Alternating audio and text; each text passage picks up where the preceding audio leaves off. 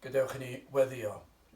Diolch i ni ti unwaith eto o Dduw am y fraint o cael dod ger dy fron i ni yn diolch am bob un cyfle ac yn y dyddiau dyrys yma i ni yn ei wynebu, i ni yn gofyn i ti i roi yr ymdeimlad hynna o'th bresenoldeb gyda ni. Tyr di'n plith nawr ac yn y dyddiau a'r wythnosau sydd o'n blaen ni a byddwn ni'n cael profi y tywalliad o'r ysbryd glân ar hyd a lled ein gwlad. Tyr di'n plith arwain ni nawr i ni gofyn hyn o'r trwy enw ac heiddiant ein harwydd Iesu Grist.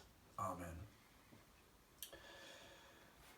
Bwriad yr astudiaethau yma yw i edrych ar lyfr gan J.C. Ryle, llyfr o'r enw Holiness, Sancteiddrwydd. Wrth gwrs mae'n Saesneg, felly fe fyddai yn siarad amdano fe trwy'r iaith Gymraeg ac felly ddim yn dyfynnu o reidrwydd. Sawl pennod yn y llyfr yma sydd yn holl bwysig. Ond cyn i ni ddechrau ar yr astudiaeth honno, hoffwn i ddarllen darn o'r ysgrythyr o lyfr y Salmau, gwni ddarllen y salm gyntaf.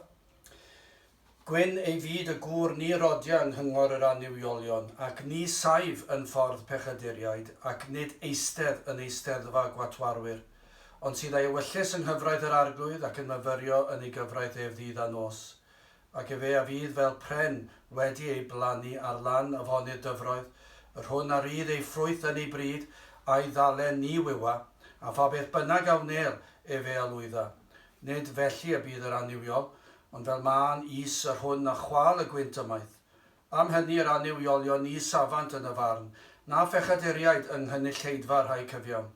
Canis yr arglwydd a edwyn ffordd yr rhai cyfiawn, ond ffordd yr aniwiolion a ddifethyr. Bydde fe'n Duw ar iair sanctaidd ef. Wel, fel i mi ddweud eisoes i ni edrych ar lyfr J.C. Ryle, Holiness, sef Sancteiddrwydd. Yn gyntaf, dwi am edrych ar y cyflwyniad, felly y bwriad fydd gwneud pennod i bob astudiaeth. Ond cyn i ni ddechrau ar y llyfr go iawn, ar ôl darllen y cyflwyniad, o'n i'n gweld bod yna lawer i'w ddysgu o'r cyflwyniad ei hun. Ac felly trosolwg fydd yr astudiaeth hon. Mae yn bwnc yn ôl J.C. Ryle yn achos y dylai pob un Cristion dyheu i'w harwyddo. Os oes yna unrhyw beth dylen ni ddymuno, y dymuniad honno fydde i Iesu Grist cael ei ddyrchafu ac yna i hynny ddigwydd trwy i'r Cristion i fyw bywyd o sancteiddrwydd. Ac fe ddylai fe fod yn faich ar enaid pob un sydd yn proffesu fod yn blentyn i Dduw. Ysgrifennwyd y llyfr yma, diwedd y 4eg ganrif ar 15. Mae'n anhygol i feddwl pa mor berthnasol yw'r llyfr yma dal i fod, ac onid yw hwnna'n profi bob un tro pan yn darllen o air Duw neu yn darllen o'r llyfrau mawr yn hanes yr eglwys. Maen nhw'n rhy mor berthnasol heddi ac yr oedden nhw pan ynganwyd hwy y tro cyntaf. Yr oedd Ryle wedi berswadio nad oedd sancteiddrwydd personol yn fater o bwys i'r Cristion modern. Doedd e ddim yn credu fod yr eglwys yr oedd e'n rhan ohoni, fod y Cristion yn gyffredinol felly yn gweld fawr o bwys i'r pwnc yma. Oedd e'n dweud bod nhw yn ymddiddori ym mhethau'r byd ac fod yr ymddiddoriad yma wedi dinistrio yr awydd am ddiwioldeb. Dyna beth wedodd e ar ddiwedd yr 4eg ganrif ar 15. Gymaint o flynyddoedd yn ôl fe ddwedodd y geiriau hynny. Mae yn bwnc bellach yn ei farn oedd yn y cefndir. Wel, onid yw hwnna'n mor wir. Os yn wir yn yddiau J.C. Ryle, mae e mor wir heddi. Pwysleisio mor bwysig yw athrawiaeth gywir, ond mae'n gorfod bod llaw yn llaw a bywyd sanctaidd. Beth wedodd e hyn, ac mae hwn yn rhywbeth pwysig ac angen i ni gofio, di-werth ydyw, os na welir y ddau yma gyda'i gilydd. Sancteiddrwydd ac athrawiaeth dda.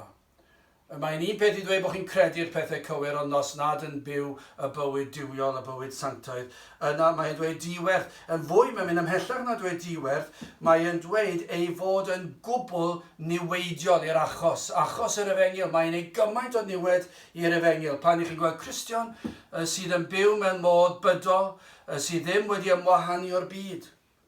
Yn niwed, a wna bywyd un sy'n proffesu. Ond ni welir ymwahaniad o'r byd a bywyd sanctaidd a bywyd diwiol. Fe ddylai fe fod yn achos tor calon i ni, i weld ein bywyd yn ni'n hunan a'r eglwys yn gyffredinol, ein bod ni wedi mynd mor bell. Roedd J.C. Ryle wedi ei lwyr berswadio o'r angen am ddiwygiad o sancteiddrwydd ysgrythurol. Nawr, mae e'n pwysleisio yn y cyflwyniad fod Satan yn sicr yn gwybod y pŵer sydd mewn sancteiddrwydd. I ni'n gwybod hynny.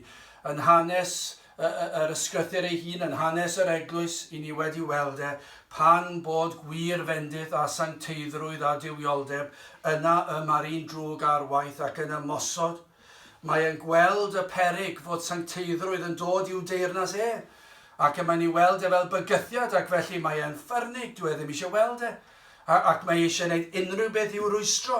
Bwriad yr un drwg yw i gymysgu pobl, i'w drysu nhw, i beri fod pobl yn cwestiynu y safbwynt ysgrythurol, yn herio hyd yn oed y safbwynt ysgrythurol, yn gwneud hwyl am ben yr sawl sydd yn byw bywyd sanctaidd. A dyna yw ei fwriad unrhyw beth mwyn tawelu'r eglwys ac i dawelu y gwir eglwys pan mae'n gweld sancteiddrwydd ar waith.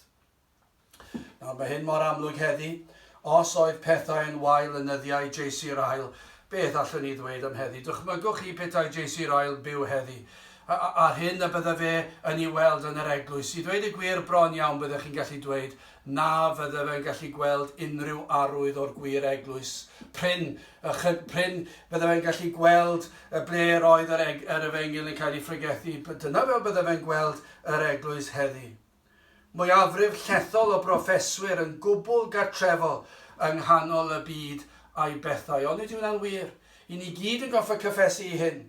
Ein bod ni'n gartrefol ymhethau'r byd. Pethau oedd yn arfer dod â cwilydd ar y Cristion, ddim yn dod â cwilydd ar Gristnogion heddi, os yn Gristnogion. Mae rhaid i chi ofyn y cwestiwn hwnnw.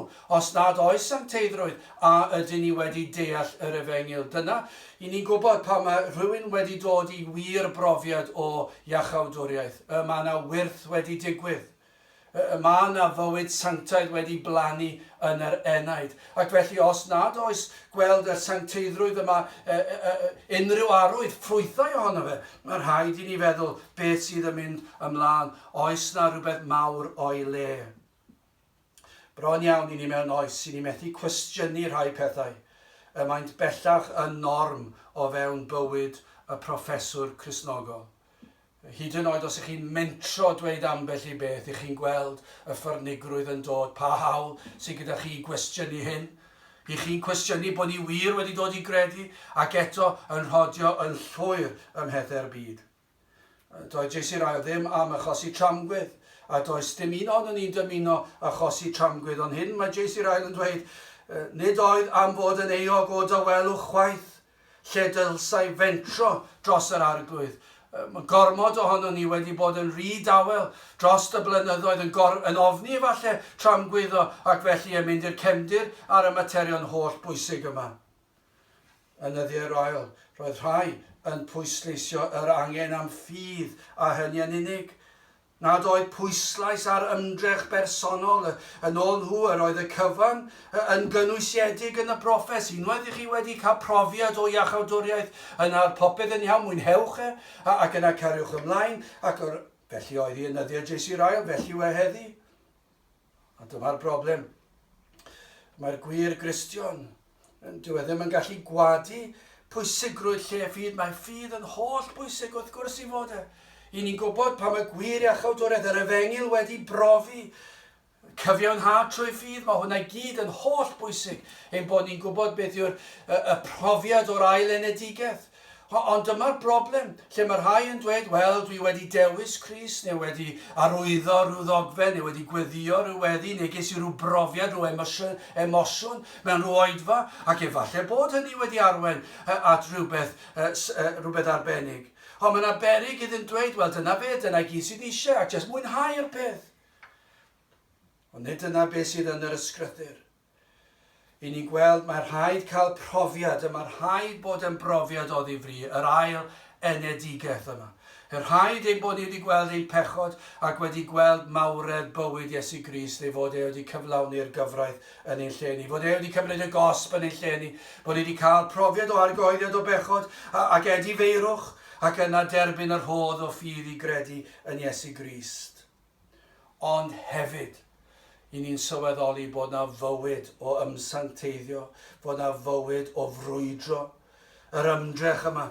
Paul ddwedodd yn Galatiad yr ail bennod adnod 20, mi a groeshoeliwyd gyda Christ, eithir byw ydwyf, eto nid my fi, ond Christ sydd yn byw yno fi, ar hyn yr ydwyf yr awron yn ei fyw yn y cnawd, ei fyw yr ydwyf trwy ffydd mab Duw, yr hwn am carodd ac ai dodes ei hun drosof fi. A pwysigrwydd o'r ffydd yna.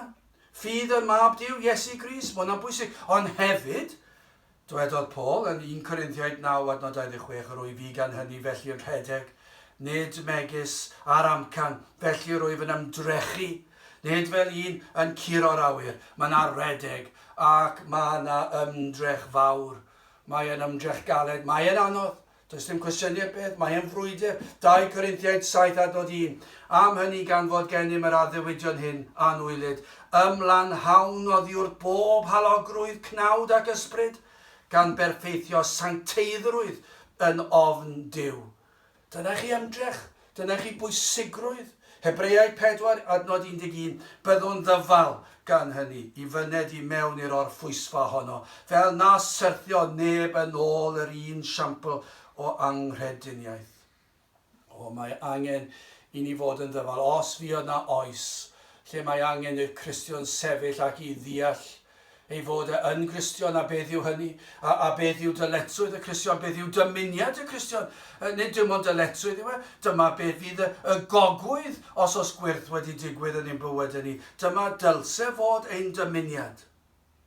Nawr, cwestiynau Iesu'r ail, y tuedd anhygol yn ei oes i anwybyddu'r holl anogaethau ymarferol yn yr ysgrythur i sancteiddrwydd dyddio. Dyw e ddim yn gwneud synwyr. Mae e'n neud i chi feddwl o ba Feibl mae pobl yn darllen. Mae e trwydd i draw. Mae'r holl ysgrythur yn sôn am yr sancteiddrwydd dyddiol yma. Y bywyd o gysegriad llwyr i Dduw. Y cymdeithas dyddiol gyda'n tad nefol, bod ni'n rhodio gyda'n tad, bod ni'n cael cymdeithas gydag yn ddyddiol, a fod yr awydd i gysegri'n bywyd yn llwyr iddo fe, fel arwydd o ddiolch am achubiaeth yr enaid.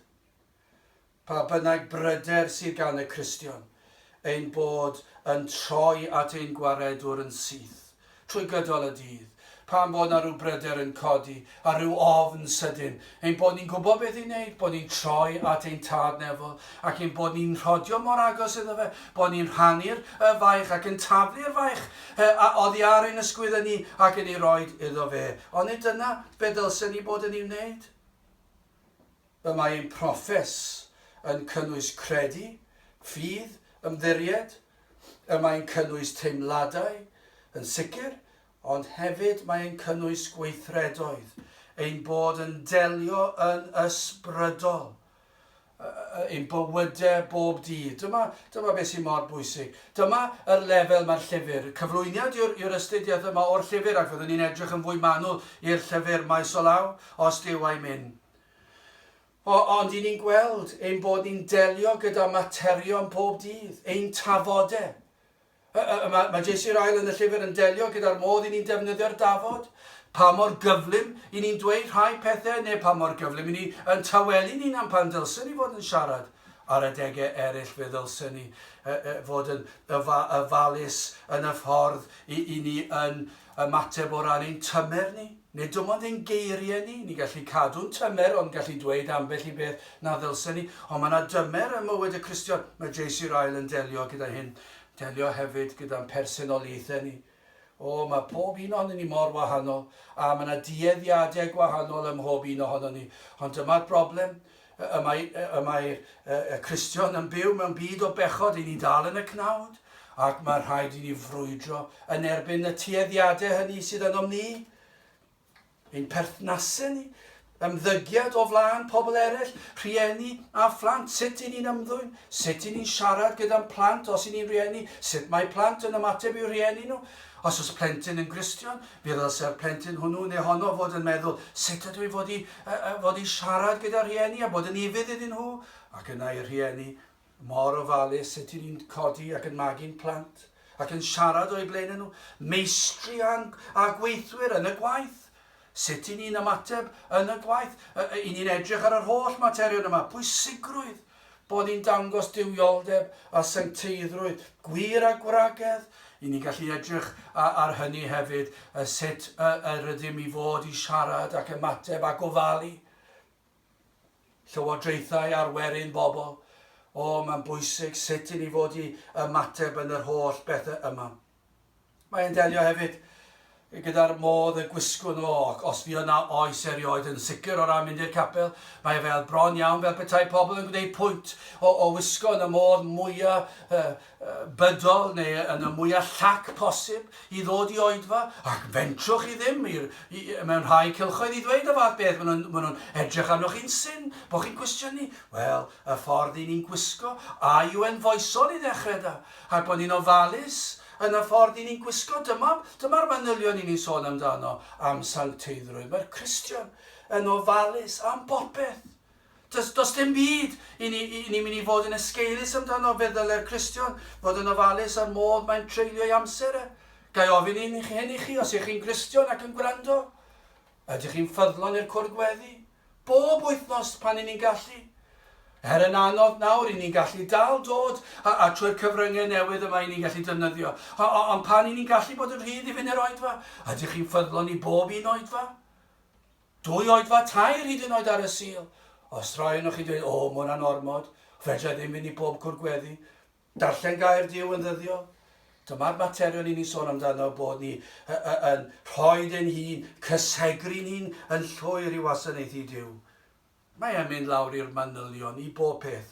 Sut i ni'n edrych, sut i ni'n treulio'n hamser, pethau ni'n bwyta ac yn hyfed. Dyna i chi broblem yn y byd. Llawer i Gristion yn gyffyrddus ym mhethau'r byd ar nosweithiau Gwener a nos Sadwrn.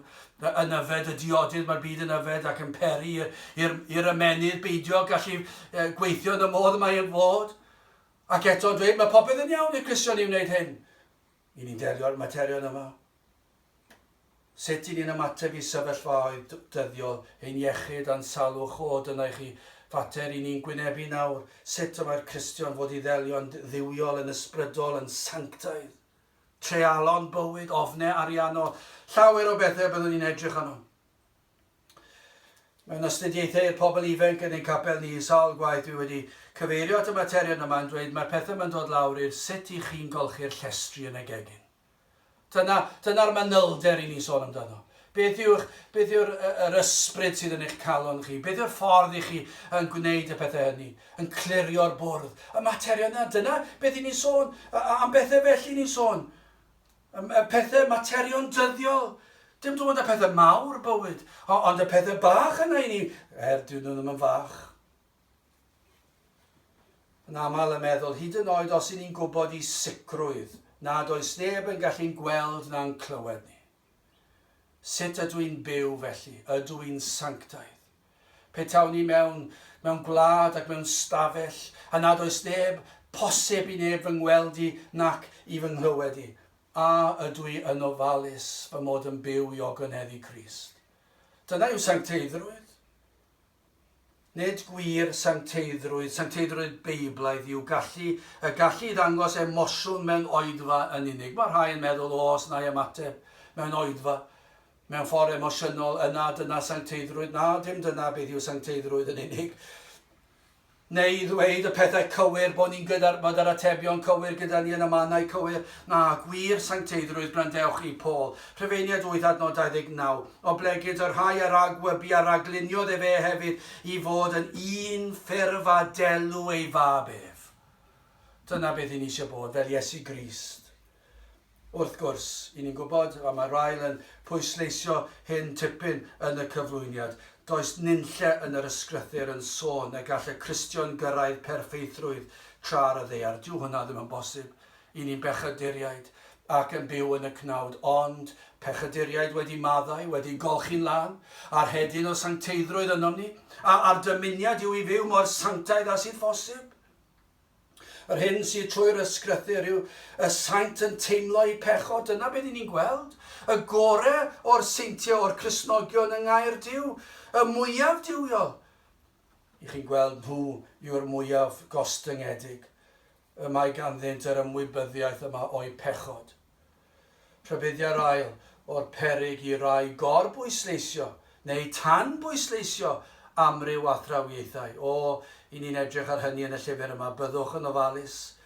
Canlyniad gorbwyslais ar unrhyw beth, bob tro yw balchder, ac fe ddaw bydolrwydd mewn un ffyrdd neu'r llall i'r bywyd. Yn byw, yn meddwl, yn cael wneud yr hyn ymynant, ond nid yw hwnna yn rhemp yn yr eglwys nawr. A mae hyd yn oed elfen o'r eglwys wedi wneud yn athrawiaeth swyddogol. Unwaith i chi'n dod i gredu, does dim ot sut i chi'n byw na beth i chi'n wneud a cadw'r sil. Mae y mor dorcalonus. Pwysleisiau'r ail drwy gydol y llyfr, y pwysigrwydd o ymdrech, o frwydro, trwy gydol ein bywydau, tan i ffydd droi yn olwg. Ond mae hyn yn dod llaw yn llaw ac ymddiried y nerth yr arglwydd yn ddyddiol i'n cryfhau ar gyfer y dasg. I ni'n wan, ond i ni'n gallu troi at yr arglwydd Iesu Grist ac mae yna nerth yn o ef, i nerthu ni i fod yr hyn y dylsem fod. Bod anwybodaeth o'r ysgrythyr ac athrawiaeth feiblaidd yn rhemp. Dyna mater arall y mae yn cyfeirio ato. Yr anwybodaeth yma o'r ysgrythyr. Efengyl 4:14, fel na byddom mwyach yn blantos yn bwhwman ac yn ein cylch arwain a phob awel dysgeidiaeth. Na fydden ni'n rhai sydd yn deall, yn gwybod yr hyn i ni'n ei gredu, yn ei ddeall ac ei fod yn seiliedig ar air Duw. Hyd yn oed yn nyddiau'r ail. Roedd rhai yn yr eglwys yn dyrchafu pregethwyr clyfar, efallai rhai oedd yn ddeniadol, yn frwdfrydig, yn selog, yn fodern, ac yr oedd y torfeidd yn dilyn rheini. Ac yna beth mae'r ail yn dweud, pan byddai rhai fel fe yn codi llais, ac yn rhybuddio nad oedd hyn yn gywir, cyhyddir o fod yn gul, yn galed, yn ddiffygiol mewn cariad. Dyna oedd y nyddiau'r ail. Dyna beth oedd e'n ei wynebu a dyna beth mae'r eglwys wedi wynebu dros y canrifoedd.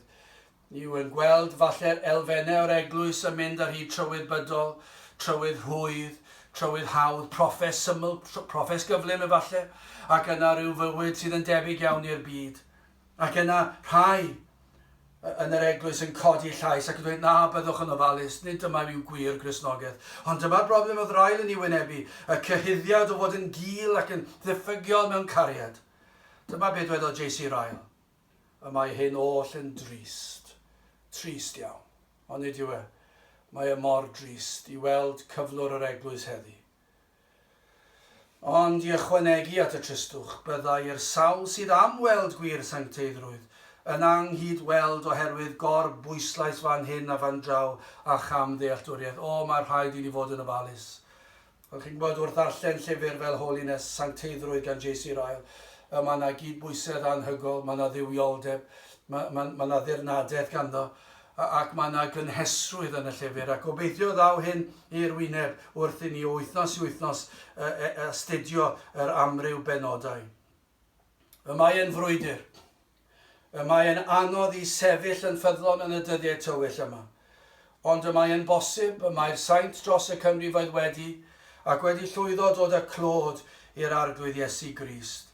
Mae yna emyn i orffen, emyn hyfryd. Gwrandewch ar y geiriau yma.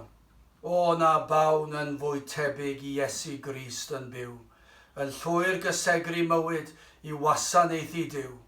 Nid ei fwyn ei hunan y daeth i lawr o'r ne, ei roi ei hun yn aberth dros eraill wnaeth e fe. Na bawn yn fwy tebyg mewn gweddi i'r Iesu Mad, yn ciliau efo'r mynydd i alw ar ei dad, yng nghanol dwm ddistawrwydd ymhell o sŵn y dref, fe hoffai ddal cymundeb a'i dad oedd yn y nef.